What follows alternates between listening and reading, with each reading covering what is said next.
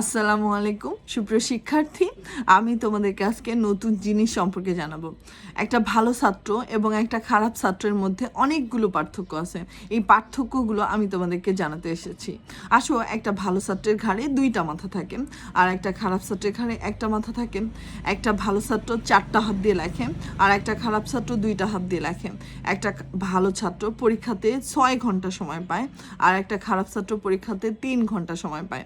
একটা ভালো ছাত্র বছরে 365 দিনের জায়গায় ও 665 দিন পেয়ে থাকে আর একটা খারাপ ছাত্র 365 দিনই পেয়ে থাকে। তুমি কি ভাবছো যে একটা ভালো ছাত্র এবং একটা খারাপ ছাত্রের মধ্যে বিস্তর পার্থক্য? Sorry, there is no difference between a good student and a bad student. ডিফারেন্সটা কোথায় জানো? বছরে 365 দিন একটা ভালো ছাত্রও পেয়ে থাকে, একটা খারাপ ছাত্রও পেয়ে থাকে। ভালো ছাত্র তার সময়টাকে সঠিকভাবে ব্যবহার করে আর তুমি যে সময়টা পেয়ে থাকো সেই সময়টাকে তুমি নষ্ট করে ফেলো। থ্যাংক ইউ, ভালো থাকবা।